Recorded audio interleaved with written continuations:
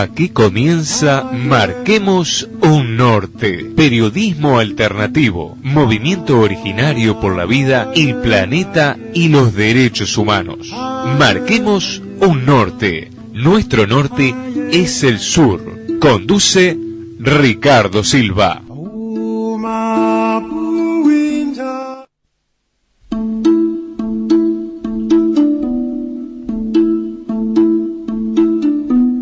Muy buenas noches para todos. Aquí estamos de nuevo invitándolos a que marquemos un norte con la referencia que nuestro norte es el sur. En los controles nos acompaña Guillermo López, como siempre.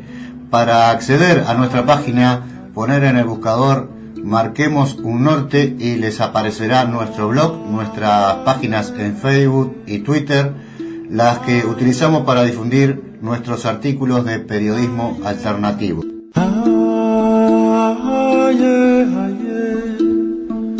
Lo que nos queda. El periodismo alternativo es la información que los grandes medios ocultan o deforman. Vamos a dar un pantallazo general de la historia reciente de España con el tema de los indignados, la crisis capitalista, los grandes problemas económicos, más de 5 millones de personas sin trabajo, de paro, como le dicen ellos. Escuchemos este informe. Siguiendo el camino de algunos vecinos árabes, millones de españoles están protestando las políticas nacionales en su país. Se han llamado los indignados y la mayoría de ellos son jóvenes. Son del sector que más ha sufrido la grave situación económica en la cual se encuentra actualmente el país, tanto como la falta de oportunidades y una gran desconexión, una gran brecha que existe entre lo que es el gobierno y sus políticas nacionales y lo que es el pueblo y, bueno, la voz de la sociedad española. No obstante, en las elecciones regionales la semana pasada, los partidos principales, el PP y el Partido Socialista de España, lograron ganar una mayoría de los curules, lo cual hace pensar realmente qué impacto ha tenido estas protestas en la política española. Si es posible que, por ejemplo, siga el camino de sus ex colonias en América Latina y comience la construcción de un modelo fundamentado en la justicia social. Vean más a continuación. La protesta se trasladó desde las calles hasta las urnas. En España se realizaron los comicios municipales y autonómicos en medio de una ola de manifestaciones. La votación terminó con una aplastante victoria del opositor Partido Popular que prevalió sobre el gobernante Partido Socialista Obrero Español. Según los analistas, los resultados de las elecciones reflejan el voto protesta de la población que ansía cambios esenciales en el sistema financiero del país. Era evidente que en estas elecciones se debatía la crisis, pero no solo la crisis, se debate el empleo, el desempleo, se debate sobre todo una mala expectativa de futuro, familias con dificultades para llegar a fin de mes, el problema de las hipotecas, el problema de las viviendas, fruto de muchos errores previos, pero que evidentemente sacuden no solo los bolsillos, sino también las conciencias. Durante la gestión del jefe del gobierno español, José Luis Rodríguez Zapatero, la apretada situación financiera de España obligó a las autoridades a implementar una serie de reformas anticrisis. Estas medidas de recortes cosecharon las críticas de la población, pero fueron alabadas por el Fondo Monetario Internacional, ya que permitieron al país prescindir de la ayuda de la Unión Europea para el rescate de su economía, a diferencia de Grecia, Irlanda y Portugal. Sin embargo, hasta el momento el desempleo permanece como uno de los retos más serios para el Ejecutivo. Las medidas que está aplicando el gobierno para sedicentemente combatir la crisis, lo que hacen es reducir el consumo, reducir la inversión y reducir el gasto público. En esas condiciones difícilmente va a haber relanzamiento de la economía y muy difícilmente se va a poder combatir el desempleo que ya llega a casi 5 millones de trabajadores. Días antes de las elecciones, miles de manifestantes inundaron las calles en varias ciudades del país. Esta agitación, bautizada como el movimiento 15M, reunió principalmente a jóvenes y parados que reclaman una mayor atención de los derechos básicos y un reforzado control sobre los bancos. Nosotros lo que estamos diciendo es que ya que tenemos la democracia, tal y como se hizo después de la dictadura en España, se está persiguiendo que todos los derechos civiles que se han alcanzado, que todo el estado de bienestar que hemos alcanzado, no lo derroquemos por una serie de intereses mercantiles, ¿de acuerdo? Sino que lo que se lleve a cabo es que precisamente sean los ciudadanos los que reclamen la democracia y ese espacio de poder que es de la ciudadanía, ¿de acuerdo? Es lo único que nosotros reclamamos. Los analistas hablan de una nueva etapa política que España está por vivir. Pero ningún pronóstico puede asegurar que los cambios venideros sacarán al país del grave déficit presupuestario y generarán nuevos puestos en el mercado laboral. Bueno, es muy interesante el escenario en España, que además parece estar extendiéndose a otros países en Europa debido a esta grave situación económica y la desconexión entre las políticas de los estados y los pueblos y los reclamos de los pueblos.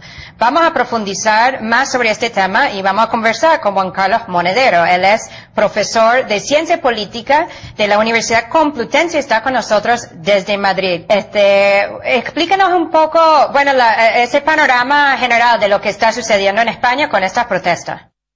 Bueno, pues se han ido cerrando poco a poco las puertas de la solución política de los problemas, y cuando le cierran a la gente todas las puertas, pues terminas saltando por la ventana.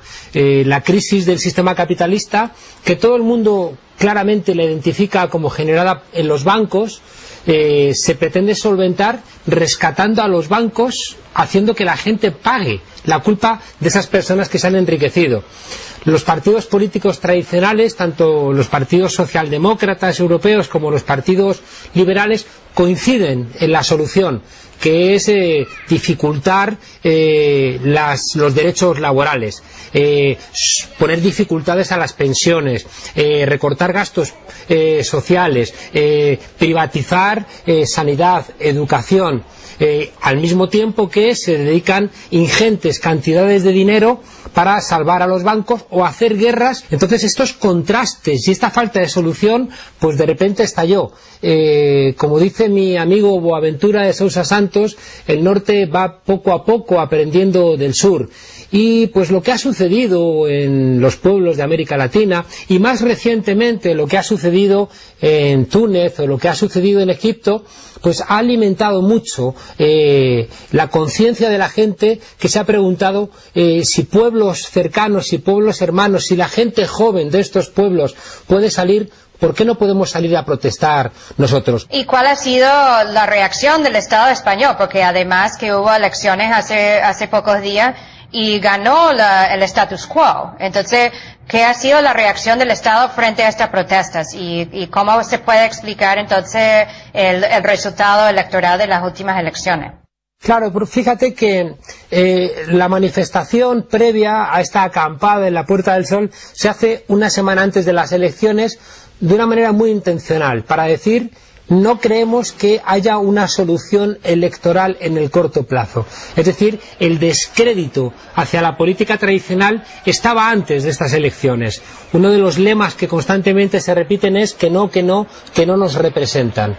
Por tanto, en la gente que salió a la calle no había un gran interés en cuál iba a ser la salida electoral, puesto que ganase el Partido Socialista o ganase el Partido Popular, que eran las dos posibilidades grandes que tiene España para formar gobierno, se sabía que la respuesta iba a ser similar. Lo que pasa es que también la ley electoral española, que es una de las cosas que se está exigiendo que se cambie ya desde la Puerta del Sol, es una ley electoral que fomenta el bipartidismo.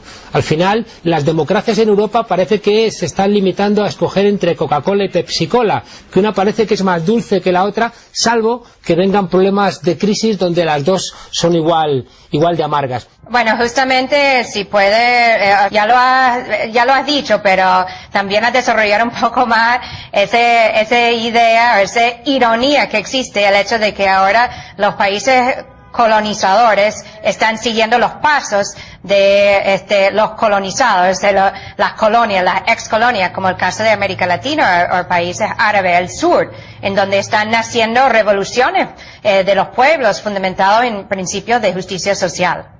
Claro. Es decir, que digamos que Europa y Estados Unidos está perdiendo pues lo mejor que había construido después de 200 años de luchas obreras y también de los elementos de la colonización.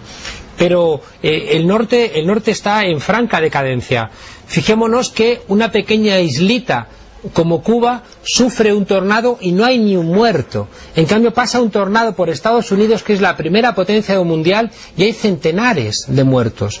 Algo estará haciendo bien Cuba y algo estarán haciendo mal los Estados Unidos. Cuando en toda Europa, por culpa de la especulación de los banqueros, por culpa del Fondo Monetario Internacional, por culpa del Banco Mundial, la gente pierde su casa, al tiempo que ve que los ricos son más ricos, tiene que soliviantarse. Se están rompiendo las bases de la igualdad ciudadana, se están rompiendo artículos constitucionales que consagran la igualdad de la ciudadanía. Y eso hace que la gente proteste.